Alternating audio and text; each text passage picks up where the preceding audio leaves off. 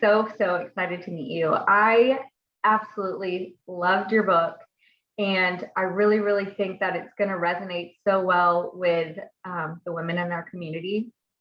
And so tell us a little bit about yourself. Introduce yourself to us and your family, and what prompted you to write this book. Yeah, thanks, Miss Brittany. I'm happy to be here with you guys. So we're a military family. My husband was in for 19 years, and let's see, I was married into that for 11 of it. We were in Omaha, Nebraska before moving here. And while we were there, we faced just a battle for my life and my health. I had a combination of postpartum depression, autoimmune disorders, and all kinds of stuff that they couldn't figure out what it was. So that was in the mix. And then, during that time, my husband and I learned to fast and pray on a whole new level. And God really he did a miracle, and I got my life back. And then shortly after that, we moved to Colorado for our last duty station and had just really big plans and big dreams for what we were going to do when he retired. And then we went on a family hike, and I was like, oh my gosh, like I'm alive. Like we couldn't believe it. We were just so excited that I was alive and hiking with him, and like we could do things like this, because prior I couldn't even lift my laundry basket. Oh, wow. So yeah, it was debilitating. So then that was about 2 or 3 weeks after we moved to town, and we're still house hunting, all the things. And then 6 weeks after we moved to town, my husband went on one of his hikes. He was an avid 14er hiker. So that's mountains over 14,000 feet. And he'd hiked well over 30 of them. So he was on his way to hit them all. And he didn't come home. So that's the day that that's when our mountains crumbled. And I realized that was definitely like for us, it was literal and, metaphorical, but that's really how it feels when the person you depend on passes away. It feels like everything you need to be stable just fell out under you. I can't even imagine just moving to a new place with children and just having that taken away from you. And you mentioned in your book that, I love this so much, that your husband, Dan, his name's Dan, correct? Yeah. Dan was your rock. And you mentioned that,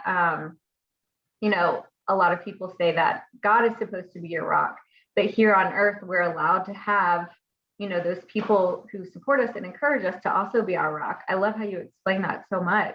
Can you give us a little insight into your relationship with Dan and what it meant for him to be your rock? Yeah. And just thanks for saying his name. I think that's such a beautiful way of honoring someone in their loss, is saying the name of the person that they lost. So that's just for other people when they're in this kind of environment. So yeah, Dan was an amazing man. He was truly more like Jesus than anyone I've ever met. And just all around remarkable guy. Everybody that knew him, he taught them about being a dad and just being a man and what that means to be a servant leader. So that's a little bit about Dan. And then we were big swing dancers. So we love to go swing dancing together. Oh, fun. Yeah. Our first date was swing dancing that turned into coffee, that turned into dinner, that turned into more swing dancing. So, and on our first date, actually, they were like, we were with another family friends that were friends of mine. He was new in town. And the dad was like, how long have y'all been married? You're such a sweet couple. And then my friend was like, it's their first date, Dad. Like, oh my goodness. So we knew from the beginning that. Oh, that's amazing. And how old are your kids? How many do you have? I have 2 kids. They are 7 and 12 now. So sweet. So they were young when he passed. I mean, they're still young. Yeah. Oh, can you, so I imagine losing a loved one like this. I mean, I've lost loved ones, but never a loved one that has been a rock for me, like you described. And I imagine this brings a lot of changes to those around you, like your friends and your family, and your relationship with your children and yourself. So how did that affect the relationships around you? Yeah. It's not a pretty statistic, but I've experienced this in most of my widow friends can definitely attest that it's true. But they say that a widow loses 75% of her support network within the first couple months. Wow. And Oh, a friend of mine who's a police force widow, in the book Rosalinda, she's really helped me understand, like, the way that she puts it, the people that should have stepped up for her didn't, but she was surprised at some of the people that did show up. And so it's kind of like, I don't know, my great grandpa was a big dominoes player. So I remember him like shuffling dominoes on the table. And I feel like that's what happens with your support network when you lose someone. I know that even parents who've lost a child feel the same way, like mhm. their friends feel like they don't know how to connect with them anymore. So it's really hard, because not only did you suffer that loss, but you're also compounding these losses of friendships that you've depended on for so long. And all of a sudden they're maybe not equipped, but, or they don't feel equipped. And so they don't try. Um, That's heartbreaking. yeah, but it is really, I think it's helpful to know that that's a common experience, even though that's devastating news. Mhm. It's also like, okay, it wasn't like personal. It wasn't me. It's just our Right. culture has not been taught how to step in well. Mhm. And so, it is a blessing. Those people, those rare people that do step in are gems. So, Yeah. I was actually watching something earlier by Jenny Allen, and she was explaining that like we don't know how to be neighbors anymore. We don't know how to um, make friends with those around us and to love those around us, and so we don't know how to support and encourage those around us in the hard times. And we need to get back to learning how to be neighbors and how to be friends and how to love each other well. yeah, yeah, So absolutely. how did so you've kind of described how like what happens to your relationship with your friends and family around you. How did that affect your relationship with God? Yeah, so I didn't see that one coming, even though maybe I should have. You never see any of it coming. Right. But with the Lord, it was really interesting because I felt like we just had really close communion. Like I felt like we were talking all the time before my husband Mhm. passed away. And then when Dan died, it was like, where'd you go? Like, why'd you get quiet? I need you now. Right, right. I need to make decisions and I need answers and I need help and guidance on all the things. And I'm like, where'd you go? So for me, and the other part of it too was just being able to, one, articulate as prayer is hard, but two, even just reading anything, let alone the word, just felt like it all melted into a puddle because Mhm. part of that is from trauma because we had an additional pretty heavy trauma experience. And so that all compounds to like, I can't even read the word and make any sense of it. So a few things happened. um, I learned that I started depending on old stories in the Bible that I Mhm. had just kind of stored up in my heart and verses that I had stored up in my heart prior. And I was so thankful for that because that's really all I had because nothing new was coming in. Right. So I leaned on those old stories and then like Joseph, or Job or just David, just stories of people who have been through it and how they were honest with God, even though it wasn't pretty. Mhm. And then Hero Squad from American Bible Society sent us a book, a whole box of cool stuff. And it included a Bible for my kids and for me. And mine was a different version that I hadn't read before. And it was like Mhm. just more common language. And for some reason, I was like, oh, like this is like, I get it. Yeah. Because I was used to, the old version that I had been reading. And so Right. just reading a fresh, modern English type of language was just really helpful in that Mhm. season. So your firm foundation that you kind of had before your relationship with God kind of almost not prepared you for this, but when you felt lost, you had something to cling on to that He'd already given you, the word that He'd already given you in the verses. Yeah. Yeah. And I think maybe the biggest shift for me was even besides that was just understanding that, okay, he got quiet, but he didn't disappear on me. And Mhm. coming to that realization, like God knows how to comfort us better than anybody. He's the comforter. And for him to step in and say, you actually don't need a bunch of answers right now. You don't need guidance like you think. You don't need preached to. Like, you just need my presence. He was Oh, right. Like, that is what I needed, was his that's presence. so good. I think that's like, whenever we're going through something tough, we're like, okay, God, like, I need to answer now. I need direction now. Like, what do I do next? And he's like, hey, you don't need anything. You just need to sit with me. And Mhm. that's really hard for us because, when we've experienced something traumatic, we're like, okay, we need answers because we need to get out of this now. Like, I need to be pulled out of this now because I can't take it. But how you've described that, you just needed his presence. You just needed to sit with him and with the words that he'd already given you. That's just, oh gosh, I feel like that's so encouraging. And then, so let's see. Sorry, I'm trying to look at my questions so I make sure I get them all. So you mentioned that the old stories that you had stored up, you kept going back to those, and that their relationship with God wasn't always pretty, and how they were talking to him wasn't always pretty, and they were super honest. So how did that change you? How did that, is it okay for us to question God? And can you give us a biblical example of that, and how maybe a story that you went back to? Yeah, absolutely. I think that's something, one of the stories that I went back to was Jesus on the cross. Mhm. I mean, this is God himself, like perfect man. And he's up there saying, my God, why did you forsake me? Like, I feel rejected. I feel abandoned. He's saying, I feel all these things. Like, Mhm. why? And so to me, not only is he asking God why, he's also lamenting about how he feels. And for God himself to do that and to voice it out loud, because he didn't even have to say that out loud, right? He could have Right. kept that quiet.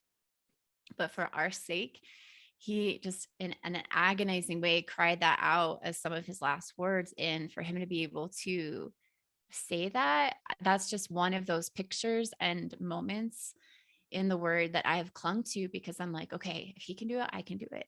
And because sometimes it was kind of like, am I even allowed? Like, is this okay? Like you said. And absolutely it's allowed. And honestly, I think it opens that doorway for that honesty. One of my favorite verses in Proverbs is, honesty is like a kiss on the lips. So to me, that's just like, honesty is kind of this picture of intimacy. Mhm. And even if our honesty is ugly Yeah. and it is not our best foot forward there, but it is our it's our truest heart, and that's really what he wants. It's not our Oh, our truest heart. It's like yeah. it's as close as you can get to somebody. It's what opens up the relationship with somebody. He wants that close relationship with us. He wants us to look to him like a friend, like a father, and for us to tell him, all of our ugly truth, because it's not always pretty and it's not always supposed to be. And he tells us many times that our life is not going to be easy as followers of him. And just because we follow him and we love him and believe in him and his word, doesn't mean we get to walk through life unscathed. But he's always there for us. And to be honest with him, like you said, it's like a kiss on the lips. It's just, I love that verse so much. Like as close as you can get to somebody. And the only way you can get close to them is to be super honest. Yeah. So I have, as I've read your book, I've been talking to the team about it. And one of my favorite parts that you describe is going through grief brain. And, like being in the grocery store and walking out and not knowing where your car is. And you kind of equate it to mommy brain, which is something all of us moms, I'm sure, are very familiar with. So that kind of gave me a really good picture of that. So can you give us a little bit more insight into grief brain, what that looked like for you and how you worked through it and how you can encourage others to work through it? Yeah. So grief brain and mommy brain are definitely companions in some ways. I remember when I had just had my first daughter and we had just had our first military move on top of that. And it was a crazy one. Like 7 houses in 6 months because of all kinds of problems. So it was crazy. And in that season, I remember putting the milk away in the pantry and the cereal away in the fridge. And then I remember there was one day where I was so proud that I like had the strength and the brains to like do dishes. And my husband came home and I told him like how proud I was that I could do dishes. I had put the dirty dishes all back away. Oh my gosh. So like all the dirty dishes were like dirty cups, dirty spoons, like turning pink, aren't I? It was such a funny memory. And so for me, I just learned even in, prego brain or mommy brain that I had to laugh about it. Otherwise I was going to beat myself up. And so Mhm. I do the same thing with grief brain. Like we have to come to a point where either we totally break down, which is fine if we break down, or we just laugh because sometimes it's like, I mean, deodorant stick on your face because you think it's your face stick and like lotion for your toothbrush. I mean, I've done all that since my husband passed away. Mhm. So those are vivid, pictures of grief brain. But the way that my friend who introduced me to this phrase, she described it was like, listen, when you can't focus on all these normal things like you used to, it's because your brain is working overdrive trying to figure out what just happened, like Mhm. trying to understand the loss and the implications in daily life and all of the levels of that. And so when she said that, it really helped me to be like, just exhale and Yeah. just not worry so much that I'm crazy and realize that I actually have a really high functioning mind still. It's just overloaded on these other really important things to work through. So that just understanding about grief brain, that's why it's like right at the front of the book, because I think that instantly gives us um, just so much more grace for ourselves if we can Mhm. say, okay, this happens. I'm not the only one and it's not going to last forever. But when it does happen, at least we have like a name for it Mhm. and an understanding that it's actually where the mind is doing its job. Yeah. Yeah. Like you're not the only person that this going through this. You're not the only Mhm. person feeling like you're crazy because you have put your car keys in the refrigerator and you 2 hours to find them and you finally found them when you were getting your kids some milk. Yes, or the dishwasher. Yeah, that happened to me after I had my second daughter. That's awesome. But you, like you said, you feel crazy, doing Mhm. these silly things, and if you don't laugh about it, then you break down about it. And you mentioned in the book that that's okay too. It's okay to laugh about it. And it's okay to cry about it. And there's no right or wrong way to kind of deal with these things, but other than to give yourself grace because your brain is doing a lot. You're trying to keep yourself alive, your kids alive, moving Yeah. forward one step in front of the other, and also processing, the trauma that's happened to you and in your life. Um, that is, I feel like that will be so helpful to so many women, especially that they can equate it to something that, mommy brain, like I know what that feels like and I know I can get past it. And this can be something that they can get past too. Yeah. Um, So in his Sermon on the Mount, Jesus said, "Blessed are those who mourn." And that is really something hard to say and hard to think about. Um, and it doesn't, I imagine it doesn't ever, it doesn't feel like a blessing when you're, going through trauma and you're mourning something, especially the loss of a husband, the loss of Dan. So what do you think Jesus meant when he said this? Yeah. I think something about that verse as you read it again today was just like, there's so much more to that we don't know yet. Like there's Mhm. so much more mystery to God's word that we haven't fully tapped into. But I think maybe a sliver of understanding that is when I think about like mourning and grieving, they're actually different. Mourning is your public display that you're grieving, and grieving is that internal struggle of the loss. So when we mourn, we're actually really risking to community around us, hey, I've lost somebody and I'm hurting, instead of like, I'm fine, and putting on a front. So In Victorian times, they would put up the, black wreath on the front door and they would all dress in black. And those were different public signs to people, hey, be gentle with this household because they're Mhm. all hurting right now. We don't really do that anymore. But today, maybe mourning looks like, putting up a post on Facebook. Hey, I just lost my, my loved one, and explaining a little bit about their life. So that is a way that we mourn today. Sometimes it's like the wristband or the armband that they'll wear on a certain like mud run or something in memory of Mhm. someone. But every time that we do risk that, we also risk the blessing, because yes, people can be cursed or say hurtful things, but they also can step in and bring comfort if you let them know that you're hurting. Otherwise, Mhm. you don't even have the opportunity for them to try. Right, right. And I feel like I love how you tell us that mourning and grieving are different, and mourning is the public display of that. And when you aren't, you know, publicly displaying it, or you're not bringing it to the table, then you're not allowing others to pray for you, and you're kind of robbing them of the opportunity to support and encourage you, or to pray for you, which is um, I feel like one of the most helpful things that they can do is to pray over you and pray over your family. And when you don't mourn publicly like that, you rob them of the opportunity to be able to do that. Yeah.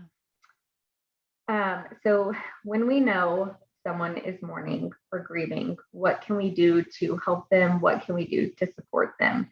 I know for me personally, I've had a couple of friends walk through a very traumatic loss recently, and I am doing my best to show up for them. And it's hard sometimes when you don't know, what to say, what to do. So how can we best support them? How do you feel like you were best supported by those around you? Yeah, I think that sometimes we feel so helpless when we love someone so much and we see them going through um, a traumatic situation or a loss situation, and we want to help so bad, but because we don't know how to help, sometimes we just don't. And other times we try to step in and we're like, oh, that was the wrong thing, or I said the wrong thing and I was trying. So I think part of it is just recognizing that there has to be grace in these relationships at this time of life, because it it might be so well received, or you might feel like you're poking a bear. It just depends on the day. And I think that's Mhm. part of why grief is so hard, is sometimes we need people, sometimes we need to be alone, sometimes we need food, sometimes we're like don't even want to think about food. And so my best advice would be to keep that communication line open. Just if I stopped by with this meal, would that be helpful? Like, try to just let them say yes or no answers and try to give them as many, details in that yes or no answer so that they don't have to come up with ideas, is a good one. But another thing is like certain anniversaries, aren't on the calendar. And so, we often think about our friends that are going through a loss, like around Christmas or maybe Valentine's or um, Easter. But like when it comes to their wedding anniversary, that was pretty much a date that just that person and their spouse celebrated. Right. And so to find out, and maybe that maybe it was their loved one's birthday, like that's not on everybody's calendar, but if you could put it on yours and say, hey, can you just give me some really important dates for you? Like, tell me these dates, plug them into your phone and just have it set on a um, reminder, like Mhm. forever, because even 18 years from now, they're going to need to know that somebody else remembers that day with them, the day their person Right. died, and ask them, like, how can would you like me to send you something on this day? Do you want me to just not, just keeping that, like, what do you need? Because everybody reacts differently. So there's not like a good formula, but I do have a really helpful guide called How to Help Your Grieving Friend. And that's available at whenmountainscrumble.com. It's a free guide, but it kind of steps through just super practical ways, but also prayerful ways that you can Mhm. feel more equipped to step into that space. Yeah. I love how you said ask them how you would, do you want me to send you something on this day? I feel like that goes back to the honesty and Yeah. just being close with them and just being honest. Like, I'm not sure how I can support you, but how do you feel like I can support you? And just showing up day after day and letting them know, like you said, that they're not the only person remembering this person, that you're remembering them too. Yeah. And that you're, consistently there for them. Yeah. Um, I that's would say too that something that's helpful is to, if you ever find yourself, and I still, this happens to me, but if you ever start to type in or start to say, I know you must feel like, don't finish your sentence. And like be like, like just don't even finish the sentence. Like, I know this must be a hard day for you. Like, don't say that. Don't mhm, say anything. Just say you love them, say you're thinking of them, share your prayer with them, pray over them out loud. But anytime it's like, oh, you must blah blah blah, or you ought to be feeling blah blah blah, it's just sometimes it's actually not anything that you're imagining that they're feeling. Like they actually might be fine in that moment. yeah. Like you And you just actually made don't it know. worse. Yeah. You just poked the bear. That's exactly. Oh. And I love so much. So your book is just, um, it's just such an easy read. And at the end of each um, chapter, there is questions for your readers to go through. And then there's a prayer and there's verses. And uh, it's just, I just love how it's interactive, and the prayers at the end of each chapter, the things that you can, you know, say over yourself, say over your loved ones, and the verses that go along with that. Um, it's just it's just so helpful and encouraging in a way that's refreshing. It's not a book that's, this is how you're, like you've mentioned, like this must be how you're feeling and this is how you can get through it. And you're very open about being, like, I don't know how you're feeling, but this is how I felt. And there's no right or wrong way to feel. There's no right or wrong way to grieve. You mentioned like the steps of the grieving process, and oh, this must be what step I'm in right now. And you don't stay in that step. That's not, it's not, okay, I've gotten to this step, so now all the things that I've been through, that's not going to happen again. I'm not going to feel that way. And that's not true. And it's okay to not be okay, and it's okay to be okay, and it's okay to feel all these other things. Yeah. Yeah. And I think that's something that so many people are disappointed about. They're like, there's not like a checklist. Like, I can't just like hit this one and then this one and then this one and then I'm done. Like, no, you might feel all 5 stages in the first 5 minutes. And it's so interesting because Elizabeth Kubler-Ross, who kind of came to the 5 stages, she was actually describing how a patient feels when they're facing their own death. She wasn't trying to universalize the experience of grief for losing someone else. And then it got misapplied. And she herself says that in her research. She's like, this has been misapplied for like 30 years, and that was 20 years ago. So we're still 50 years later misapplying what she said. mhm, And it's really tripping people up. But when they realize that it wasn't what they thought and there weren't stages, all of a sudden they're like, oh, because I think that's why so many people think they're grieving wrong, is because they're like, well, my experience isn't matching up with what is mhm. supposed to be. And it's just really giving people some freedom, which is what we need. Right, right. We Freedom to need grieve freedom. in the way that you are feeling. Mhm. Gosh. So, what are some last thoughts of encouragement that you have for the moms and the women who will listen to this, and just some last thoughts on encouragement on those who are grieving? And would you be willing to pray over us and over them as we close out? Yeah, I'd love to. Um, Last thoughts. I think that something always comes to mind is just you're not alone. And I know that you feel so alone. So I think that's part of it, is just giving yourself permission to say, this is my experience and my reality. I feel completely alone. But the truth is, God says he has never left me. And so it's okay to feel both. It's okay to have the tension of these are my feelings and this is my faith. And it's okay that when those intersect, it feels like they don't line up. And just still leaning into that truth that he really is with you, even if you feel like everyone else left. Mhm. He is still there and you aren't alone. And then I guess for someone who's walking alongside someone who's grieving, grabbing that grief guide is a huge help. For someone who's grieving themselves, that grief guide, there's one for them too that kind of helps them understand like the disorientation and how it's not linear and all those things. So that's at whenmountainscrumble.com.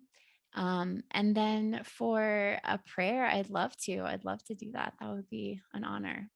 Yes. So So, if you will kind of go ahead and pray over us, I would love that. okay.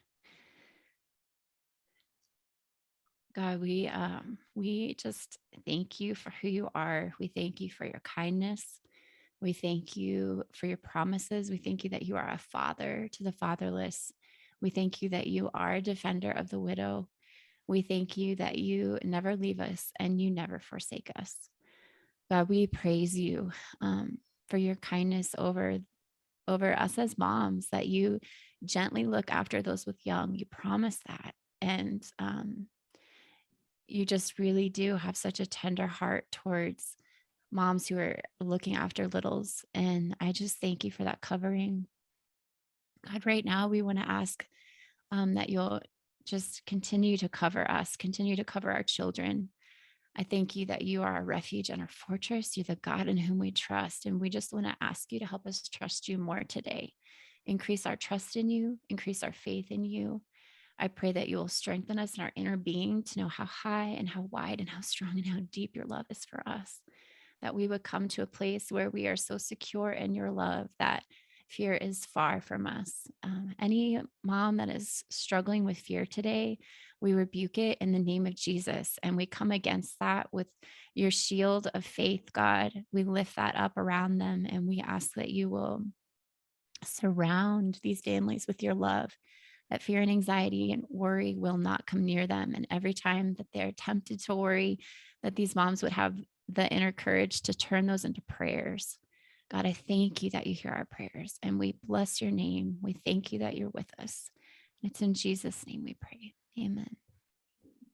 Thank you so much. That was so beautiful and encouraging. And I'm so excited to just have gotten the opportunity to talk to you today. And so this is Danita's book, When Mountains Crumble. It is so good. I mean, just it was so encouraging to read as someone who hasn't been through such a devastating loss like this, but to have had loved ones who have, and to read this and to not know what they're going through, but to feel like I could walk alongside them and encourage them and pray over them. And I encourage you that if you are going through a loss, that you get her book, whenmountainscrumble.com. It's just so good. And I'm so excited to go back to your website and look at the guides that you have. And thank you so much for joining me today. I really, really appreciate it and really enjoyed talking to you. Yeah, this was an honor. Thanks, Miss Brittany. Appreciate Thank you. you.